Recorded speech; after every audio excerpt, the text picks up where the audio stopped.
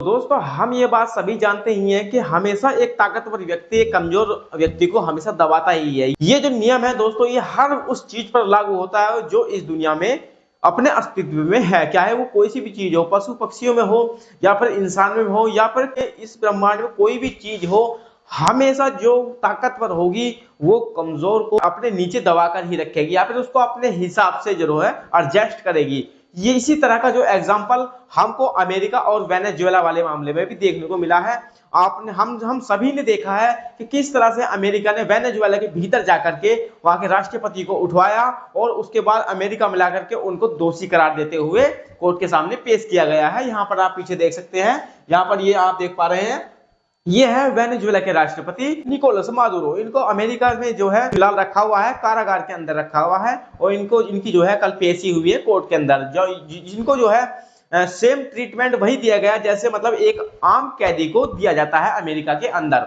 लेकिन इनका भी अभी कॉन्फिडेंस कम नहीं हुआ है। इन्होंने भी साफ साफ कहा है, आप भले ही हमारे साथ कुछ भी कर रहे हो लेकिन हम अपनी जगह ठीक हैं। इनका भी कहना यहाँ पर यह है। देखिए दोस्तों, मैं आपको बताता हूँ, यहाँ पर खबर निकल के आती है, Maduro says he is still the president of Venezuela, plans not guilty in US court। यानी कि उन्होंने कोर्ट के अंदर अपनी किसी भी प्रकार की गिल्टी फील नहीं की। उन्होंने जो है कोई भी अपना जो है ये नहीं कहा कि हाँ मैं अपराधी हूँ। उन्होंने कहा मैंने जो किया ठीक किया, मैंने अपने देश के लोगों के लिए। आपको क्या लगता है?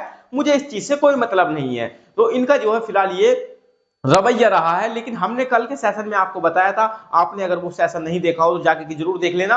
हमने कल के सेशन में आपको बताया था कि दुनिया के तमाम देशों की प्रतिक्रिया क्या रही और किस तरह से किन किन देशों ने जो है वेनेजुएला का साथ देने की बात कही, किन देशों ने अमेरिका के इस काम को अच्छा बताया और किन्होंने बुरा बताया। हमने सेशन इस पर किया हुआ है, डिटेल में आप देख सकते हैं। दोस्तों आगे बढ़ते हैं। देखिए कुछ देशों ने जो है यूएन के यहाँ पर गुहार लगाई है, जिसमें चाइना और रशिया का नाम भी निकल करके सामने आया है। चाइना ने अर्जेंटली यूएन की बैठक का आह्वान किया है कि अगर ये जो है जो वेनेजुएला के अंदर अभी पीछे ये इतना बड़ा कांड हुआ है उसको लेकर के चाइना बहुत ज्यादा एक्साइटमेंट हो चुका है और उसने जो है यूएन की बैठक को तत्काल करने के लिए निवेदन किया है यूएन के सदस्यों से, बैठकों से। लेकिन हम आज दोस्तों सबसे पहले ये जानते हैं कि आखिर यूएन बैठक या फिर यूएन समिट क्या है, क्यों इस मुद्दे पर बार बार यूएन की चर्चा हो रही है कि यूएन कुछ क्यों नहीं कर रहा है। क्या यूएन के अंदर ऐसी कौन सी पावर है, या फिर यूएन क्या कोई ताकतवर देश है, या फिर यूएन जो है काफी सारे देशों का समूह है? क्या चीज है, क्या पावर इसके अंडर में आती है और ये क्या क्या फैसले लेने में सक्षम है, हम आज जो है आपको बताते हैं। देखिए यूएन जो है दोस्तों, आपने जो द्वितीय विश्व युद्ध के मामले में आपने सुना ही होगा, जब द्वितीय विश्व युद्ध समाप्त हो चुका था तो उसमें क्या हुआ था, उसमें काफी देश जो है बर्बाद हो चुके थे और बहुत ज्यादा जान माल की हानि हुई थी, जिसमें काफी संख्या में लोग मारे गए थे।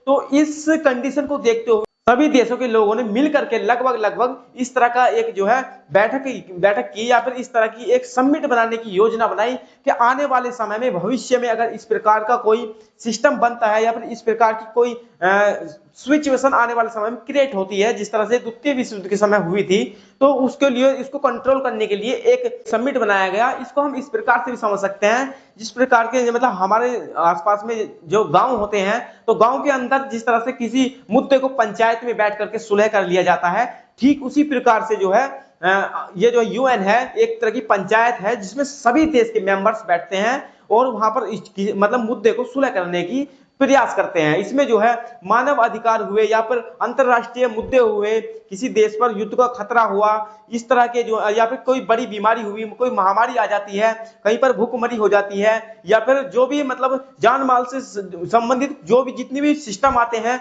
या फिर किसी देश के द्वारा दूसरे देश को दबाया जा रहा हो, या फिर कोई देश ज्यादा पावरफुल हो गया हो, वो कहीं छोटे देशों को दबा ना ले, और इसमें जो है एक समानता की दृष्टि से सभी को देखा जाता है, चाहे वो कोई पावरफुल देश हो, चाहे वो फिर कोई गरीब देश क्यों ना हो। तो इसमें जो है सभी की सुनवाई एक साथ करने का जो है वादा किया जाता है, इस तरह की गारंटी इसमें मिलती है। लेकिन फिलहाल वेनेजुएला और अमेरिका के मामले में इस तरह की कोई अभी बयान इनकी तरफ से जो है यूएन की तरफ से इस तरह का कोई बयान अभी जारी नहीं हुआ है। तो इसको देखते हुए शायद ये चीज खारिज हो जाती है कि इनमें जो इतने सारे इनके अंदर जो नियम आते हैं या फिर कहें कि जो इनके अंडर में कुछ इस तरह के फैसले आते हैं, ये फैसले ना लेने में अभी जो है कहीं सक्षम दिखाई नहीं दे रहे हैं। तो उसको लेकर के इन पर सवाल उठने स्टार्ट हो चुके हैं। जो द्वितीय विश्व युद्ध के बाद सन 1945 में ये जो है यानी कि यूएन सदस्यता का गठन हुआ था।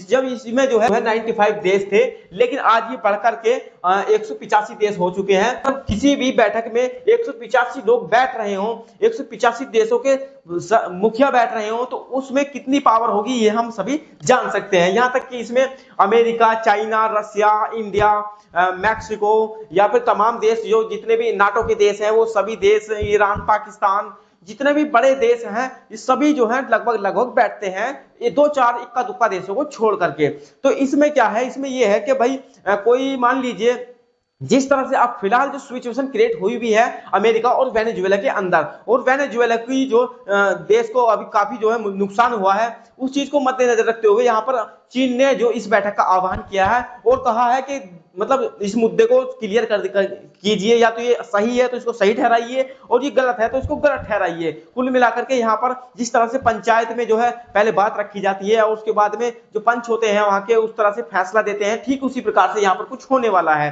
तो दोस्तों ये जो है एक इस तरह का कोर्ट है जहां पर जो है किसी देश का कानून कोई लागू नहीं होता है। इसमें जो है सब हर किसी की राय ली जाती है कि साहब ये सही है या फिर ये गलत है, और फिर उसी के बाद उसी के हिसाब से इसमें निर्णय दिया जाता है। तो फिलहाल जो है ये जो वेनेजुएला का और अमेरिका का मामला है ये यूएन कोर्ट में या फिर यूं कहें कि यूएन समिट में पहुंच चुका है चाइना के कहने पर, और देखते हैं कि यूएन की जो प्रतिक्रिया रहने वाली है वो क्या रहेगी, या फिर कुछ ठोस कदम अमेरिका के खिलाफ उठाए जाएंगे या नहीं उठाए जाएंगे। जो फिलहाल जो सिचुएशन बनी हुई है, जिस तरह से फिलहाल 4-5 दिन से इनका कोई बयान नहीं आया है, तो उससे जो है क्या ही उम्मीद लगाई जा सकती है। लेकिन फिर भी जब इसमें सभी देशों को इकट्ठा किया जाएगा तो हो सकता है कुछ ठोस कदम उठाए जा सके अमेरिका के खिलाफ। तो देखिए फिर भी जो भी कुछ अपडेट्स आएंगी हम आपको जरूर बताएंगे। आजकल अमेरिका का जो लहजा है वो बदल सा गया है। अमेरिका पता नहीं इतना आक्रामक क्यों होता चला जा रहा है, वो हर चीज को बहुत ज्यादा सीरियस कंटेम्प्ट के हिसाब से ले रहा है। उसने वेनेजुएला को जो है वेनेजुएला पर अटैक जो किया है, उसने हालांकि कहा कि ये जो लोग थे ये हमारे देश में काफी मात्रा में नशीले पदार्थों की जो है यानी कि नशीले पदार्थों को एक्सपोर्ट करते थे, जिससे हमारे देश में काफी नुकसान हो रहा था। इस तरह का हवाला देते हुए वेनेजुएला के मामले को यहाँ पर दबा दिया गया है। फिलहाल यहाँ पर आप देख सकते हैं ये वेनेजुएला है और ये आप देख सकते हैं ये अमेरिका है। अमेरिका ने जो है यहाँ पर स्ट्राइक की और उसके बाद में यहाँ पर वहां के राष्ट्रपति को वहां से उठा लिया और अपने हिसाब से वहां पर सरकार बना दी है फिलहाल के लिए जो अपडेट्स हैं दोस्तों। लेकिन यहाँ पर जो है एक नया मुद्दा भी निकल के आ रहा है, ये है कि अमेरिका ने जो बोला है वो ऐसा नहीं है। दरअसल क्या हुआ था कि वेनेजुएला के अंदर रसिया और चाइना का इंटरफेयर कुछ ज्यादा ही पड़ गया था। क्या, क्योंकि पहले क्या था, पहले वेनेजुएला के अंदर अमेरिकी कंपनियां तेल निकाला करती थी, लेकिन पिछले कुछ दशकों से अमेरिका के यानी कि वेनेजुएला के अंदर अमेरिकी कंपनियों का कोई रोल नहीं रहा था और वहां पर जो है रसिया और चाइना की कंपनियां ज्यादा अपना जो इन्वेस्टमेंट बढ़ा रही थी। तो इसी को लेकर के जो है अमेरिका ने यहाँ पर स्ट्राइक किया और स्ट्राइक करने के बाद क्या हुआ ये हम सभी जानते ही हैं। लेकिन फिलहाल जो है अमेरिका ने सीधे सीधे जो है एक देश को और धमकी दी है जो कि सिचुएशन सेम कंडीशंस हैं। हो सकता है वो आने वाले समय में जिस तरह से यहाँ पर कहा कि आप नशीले पदार्थ हमारे देश में भेजते हो, ठीक उसी तरह से कोई और नया बहाना उस देश पर थोप दिया जाए। और लेकिन ऐसा लग रहा है कि आने वाले समय में एक जो है वेनेजुएला जैसा हाल और देखने को मिल सकता है। और क्या मसला है मैं आपको बता दूं दोस्तों, पीछे अभी कुछ ही दिनों पहले अमेरिका की एक लेडी थी जो एक अधिकारी की जो पत्नी है, उन्होंने क्या किया, उन्होंने जो ग्रीनलैंड को अमेरिका के नक्शे में ज्वाइन किया और बताया कि हम जल्द ही ऐसा कुछ लिख करके छोड़ दिया, यानी कि समझ सकते हैं कि जल्द ही हम यहाँ पर आप देख सकते ग्रीनलैंड को भी अमेरिका के अंदर मिलाने वाले हैं। कुछ इस तरह का इशारा उन्होंने दिया और उसके बाद में जो है इस पर बहुत बड़ा बवाल मच गया। और जो है ग्रीनलैंड के जो वहां पर राष्ट्रपति हैं उनका भी कुछ बयान सामने आया कि देखिए हम जो है कोई बिकाऊ देश नहीं है, ग्रीनलैंड को चलता फिरता देश नहीं है जिस पर कोई भी आए कोई भी टिप्पणी करके चला जाए। तो उन्होंने भी जो है अपनी ठोस प्रतिक्रिया दिखाई इस पर। लेकिन दोस्तों आखिर ग्रीनलैंड का मुद्दा क्या है ये मैं आपको बताता हूं मैं, लेकिन उससे पहले हम ग्रीनलैंड के थोड़े इतिहास में चलते हैं, थोड़ा पीछे चलते हैं। दरअसल क्या है, यहाँ पर आप देख सकते हैं यहाँ पर नीचे जो ग्रीनलैंड डेनमार्क लिखा हुआ है, लेकिन हम क्या देखते हैं लक्ष्य में डेनमार्क तो यहाँ पर है, लेकिन ये क्या मैटर है कि डेनमार्क यहाँ पर भी लिखा हुआ है। दरअसल क्या है, जिस तरह से पहले भारत ब्रिटिशों का गुलाम हुआ करता था यानी कि सन 1947 से पहले, ठीक उसी प्रकार से ग्रीनलैंड जो है डेनमार्क का गुलाम हुआ करता था, यानी कि डेनमार्क वाले यहाँ पर अपना कब्जा जमाए बैठे हुए थे।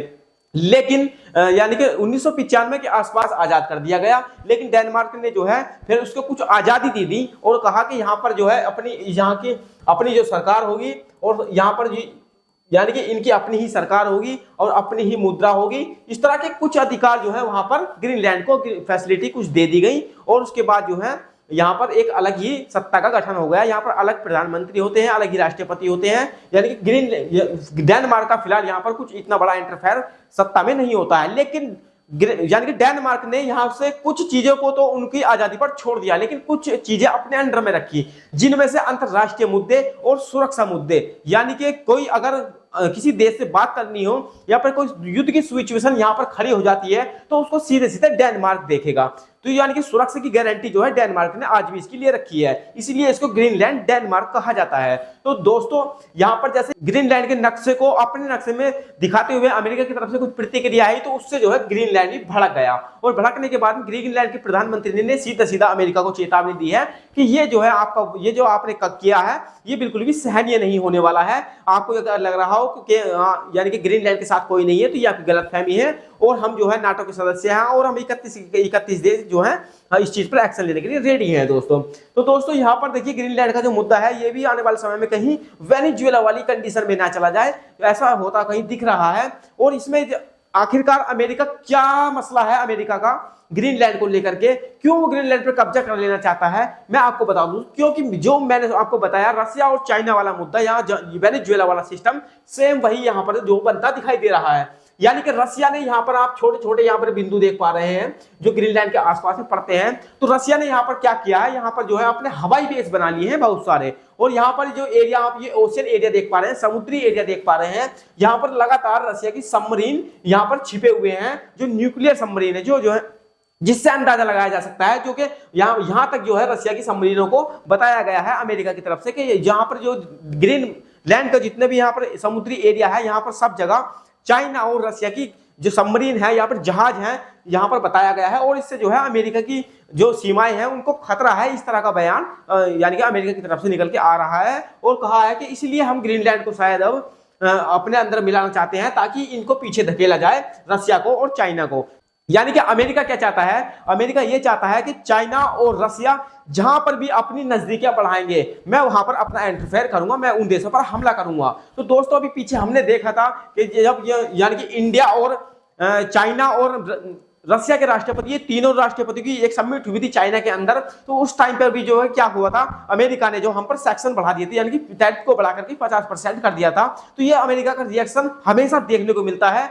यदि कोई भी देश का राष्ट्रपति पुतिन से या फिर शी जिनपिंग से अपनी नजदीकियां बढ़ा लेता है तो अमेरिका का सीधा सीधा रिएक्शन वहां पर देखने को मिल जाता है। और ये एक बार नहीं, ये जो है बहुत बार हो चुका है, चाहे वो बाइडेन का काल हो, चाहे वो ट्रंप का काल हो, चाहे वो यानी कि अमेरिका के इतिहास में कितने भी राष्ट्रपति क्यों ना रहे हो, सबके काल में यही हुआ है। क्योंकि जो है रसिया और अमेरिका की और चाइना की और अमेरिका की नहीं बनती है। यही कारण है कि जो भी देश अमेरिका से, जो भी देश रसिया और चाइना से अपनी नजदीकियां बढ़ाता है, अमेरिका उन पर कोई ना कोई ऐसा काम कर देता है जो कि उस देश की पूरी नींव हिल जाती है। या तो वो वहां पर अपना सरकार का तख्ता पलट करवा देता है या फिर वहां पर सीधे अटैक ही कर देता है। तो दोस्तों यही कारण था वेनेजुएला का, और क्या यही कारण अब जो है यही हाल जो है अब डेनमार्क का होने वाला है या फिर कहीं ग्रीनलैंड का होने वाला है। खैर जो भी स्थिति यहाँ पर बनेगी हम आपको जरूर साझा करेंगे। फिलहाल आप यहाँ पर देख सकते हैं, ये है यहाँ पर आप देख पा रहे हैं, ये है ग्रीनलैंड और इसकी साइड में पड़ता है यहाँ पर ये कनाडा, जो कि मतलब उत्तरी अमेरिका में पड़ते हैं ये सभी देश, और उसके नीचे पड़ता है यहाँ पर यूनाइटेड स्टेट, और यूनाइटेड स्टेट की ये सीमाएं यहाँ पर इस साइड में लगती हैं। और इसी चीज को लेकर के यानी कि अमेरिका का जो क्लेम है वो ये क्लेम है कि ग्रीनमार्क की छाया में यहाँ पर रसिया और चाइना की सबमरीनें या फिर जहाज या फिर डिफेंस सिस्टम यहाँ पर घूमते फिरते रहते हैं, जिससे अमेरिका की सुरक्षा को खतरा आने वाले समय में हो सकता है और हम इसको नजरअंदाज नहीं करेंगे। और इसके लिए जो है हम ग्रीनलैंड को अपने अंदर मिला लेंगे या फिर वहां की जो है इस तरह की कुछ बयानबाजी अमेरिका की तरफ से फिलहाल आई है। तो दोस्तों आपका क्या मानना है, क्या आने वाले भविष्य में ये जो हाल वेनेजुएला का हुआ है कि ग्रीनलैंड के साथ भी ऐसा कुछ होने वाला है? फिलहाल खैर जो भी होगा हम आपको सेशन करके जरूर बताएंगे, जो भी स्थिति रहेगी। फिलहाल के लिए जय हिंद जय भारत।